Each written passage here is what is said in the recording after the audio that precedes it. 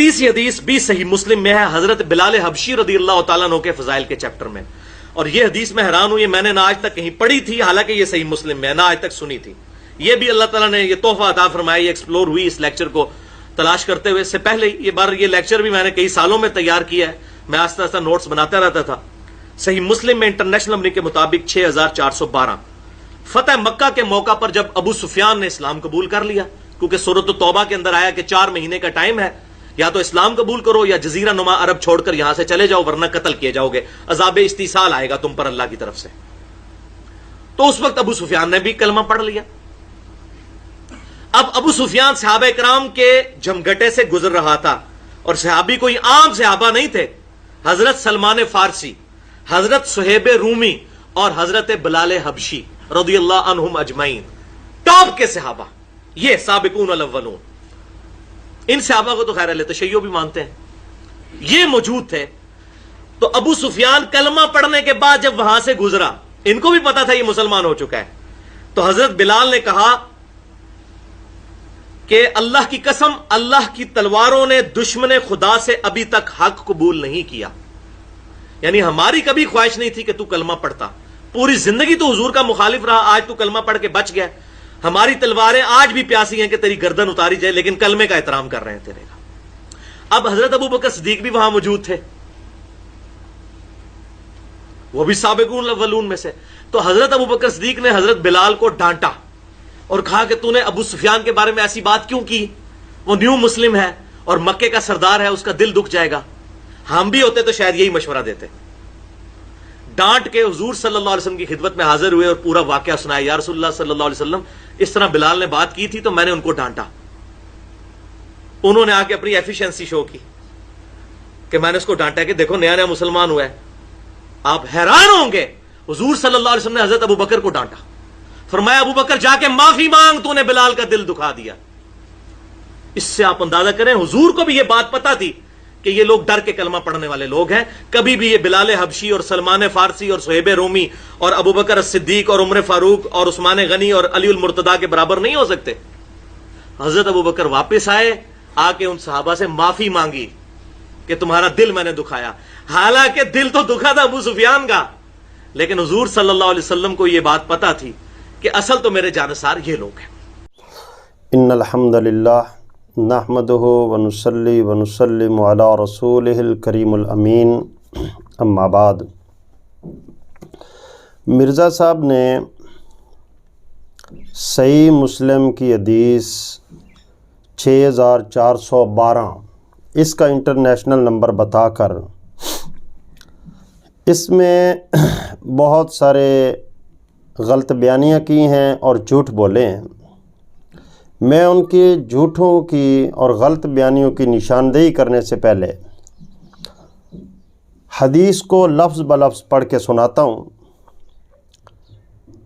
Aid بن عمر رضی اللہ تعالیٰ عنہ سے روایت ہے کہ ابو سفیان رضی اللہ تعالیٰ عنہ چند اور لوگوں کی موجودگی میں حضرت سلمان، حضرت صہیب اور حضرت بلال رضی اللہ تعالیٰ عنہم اجمعین کے پاس سے گزرے تو انہوں نے کہا اللہ کی قسم، اللہ کی تلواریں اللہ کے دشمن کی گردن میں اپنی جگہ تک نہیں پہنچی۔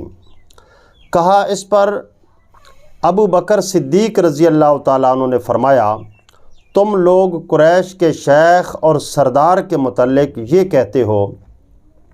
پھر حضرت ابو بکر صدیق رضی اللہ تعالیٰ عنہ نبی صلی اللہ علیہ وسلم کے پاس آئے اور آپ کو یہ بات بتائی تو آپ صلی اللہ علیہ وسلم نے ابو بکر رضی اللہ تعالیٰ عنہ سے فرمایا شاید تم نے ان کو ناراض کر دیا ہے، اگر تم نے ان کو ناراض کر دیا ہے تو اپنے رب کو ناراض کر دیا ہے۔ حضرت ابو بکر صدیق رضی اللہ تعالیٰ عنہ ان کے پاس آئے اور کہا میرے بھائیو کیا میں نے تم کو ناراض کر دیا؟ انہوں نے کہا نہیں بھائی، اللہ آپ کی بخشش و مغفرت فرمائے۔ تو جی یہ ہے وہ مسلم کی حدیث، اس کا سکرین شاٹ بھی آپ اپنی آنکھوں سے دیکھ کے پڑھ لیں گے۔ اب مرزا صاحب، مرزا انجینئر محمد علی صاحب،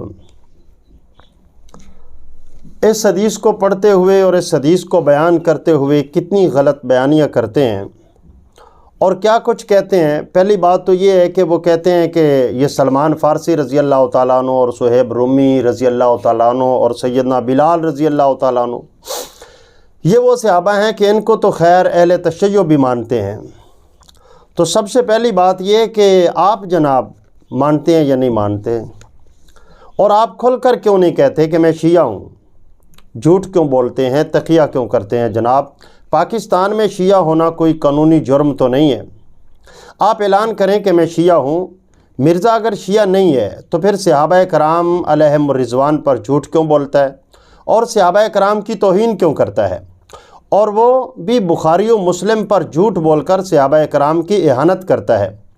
اب اس کے جھوٹ سنیے جو اس نے صرف اسی ایک حدیث مسلم پر بولے ہیں، وہ تقریباً 6 جھوٹ ہیں۔ نمبر 1 یہ کہتا ہے فتح مکہ کے موقع پر جب ابو سفیان اسلام قبول کر چکا، فتح مکہ کے موقع پر جب ابو سفیان اسلام قبول کر چکا، یہ الفاظ صحیح مسلم کے اندر کہیں بھی نہیں ہیں۔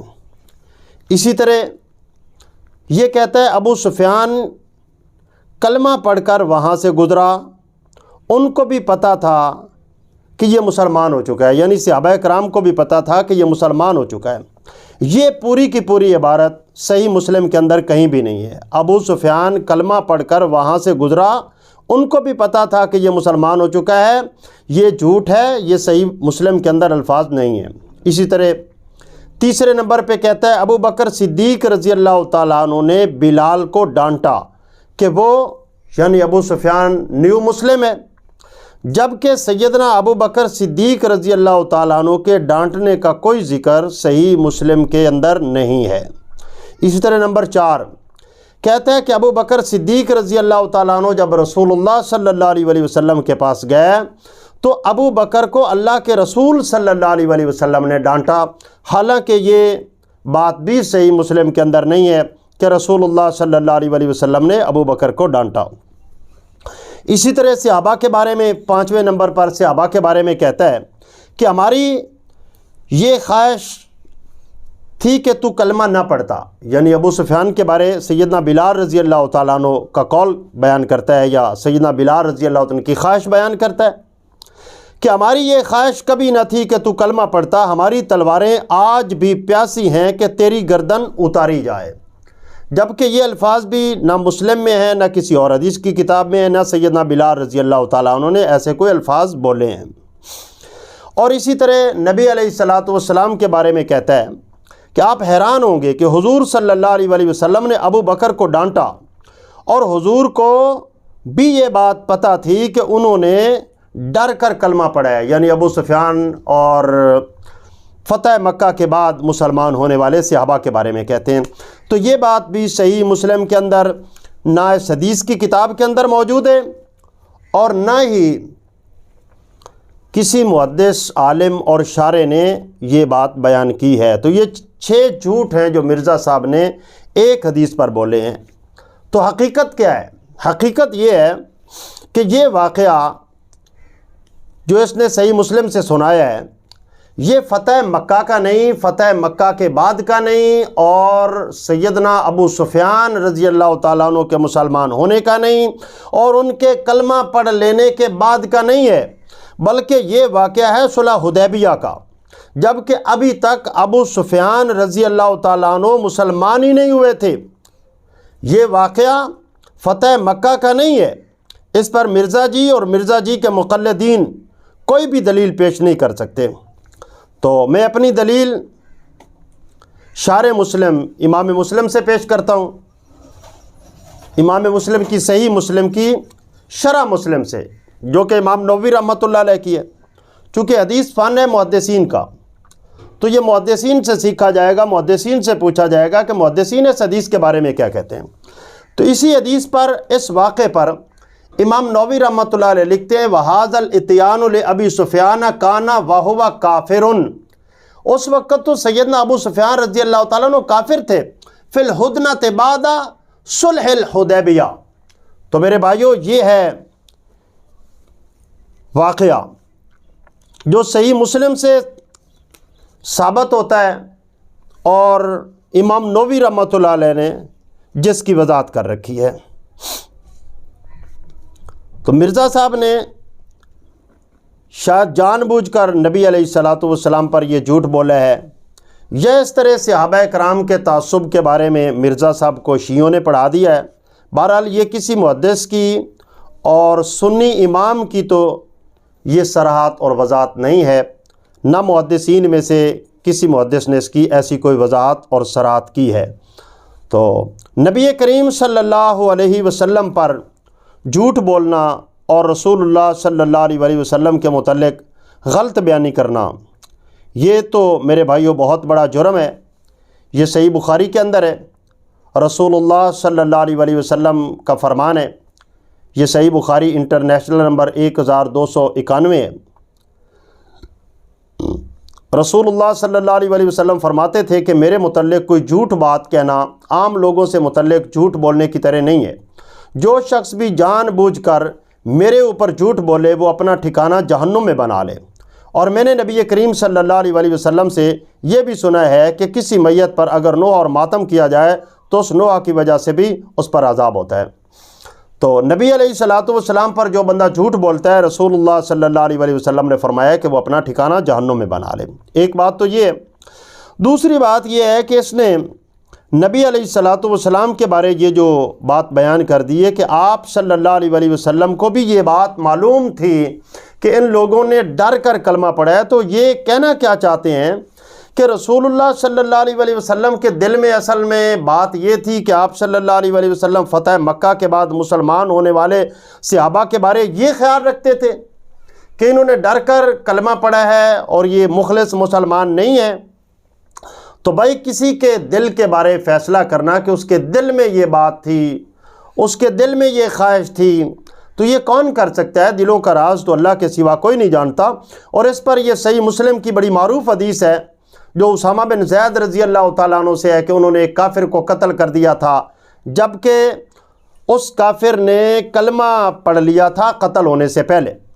جب معاملہ رسول اللہ صلی اللہ علیہ وسلم کے پاس پہنچا تو اللہ کے پیغمبر صلی اللہ علیہ وسلم نے فرمایا تھا، اسامہ تو نے اس کو کلمہ پڑھنے کے بعد کیوں مارا؟ تو اسامہ رضی اللہ تعالیٰ عنہ نے کہا تھا، اللہ کے رسول صلی اللہ علیہ وسلم دراصل اس نے ہمارے ہتھیار کے ڈر سے کلمہ پڑھا۔ تو رسول اللہ صلی اللہ علیہ وسلم نے کیا فرمایا تھا؟ کیا تو نے اس کا دل چیر کر دیکھ لیا تھا؟ اور پھر اللہ کے رسول صلی اللہ علیہ وسلم نے فرمایا کہ کل قیامت کے دن اس کا گواہ تو کلمہ ہوگا، تیری کلمے کے مقابلے میں گواہی کون دے گا؟ اللہ کے رسول صلی اللہ علیہ وسلم یہ بات بار بار فرماتے رہے، دہراتے رہے، یہاں تک کہ اسامہ بن زید رضی اللہ تعالیٰ عنہ فرماتے ہیں کہ میرے دل میں یہ خواہش پیدا ہوئی، کاش کہ یہ گناہ میں نے اسلام کی حالت میں نہ کیا ہوتا اور میں اسلام اس کے بعد لایا ہوتا تاکہ میرا یہ گناہ دھل گیا ہوتا۔ تو بہرحال اللہ کے رسول صلی اللہ علیہ وسلم پر جھوٹ بولنا یا نبی علیہ الصلوۃ والسلام کے صحابہ کے بارے جھوٹ بولنا یہ یقیناً بہت بڑا جرم ہے۔ اور مرزا صاحب اللہ کے رسول صلی اللہ علیہ وسلم پر حدیث کا نام لے کر جھوٹ بولتے ہیں، صحابہ کرام کی اہانت کرنے کے لیے، صحابہ کرام کی توہین کرنے کے لیے، اور صحابہ کرام پر لوگوں کو بد اعتماد کرنے کے لیے تاکہ صحابہ کرام کے بارے میں مسلمانوں کے اندر بدگمانی پیدا ہو۔ تو یہ بہت بڑا ایک فتنہ ہے اور بہت بڑی خرابی ہے عقیدے کی۔ تو یہ شخص عقیدے کے لحاظ سے گمراہ شخص ہے۔ تو ان کے سننے والوں کو ہم یہ نصیحت کرتے ہیں کہ یہ گمراہ شخص ہے، آپ اس پہ اس طرح اعتماد کرتے جائیں گے تو یہ آپ کو گمراہ کر دے گا۔ اللہ کے حضور دعا ہے اللہ وحدہ لا شریک قرآن حدیث پر ایمان رکھ کر صحابہ کرام کے ساتھ صحیح معنوں میں محبت کی توفیق عطا فرمائے۔ وآخر دعوانا الحمدللہ رب العالمین۔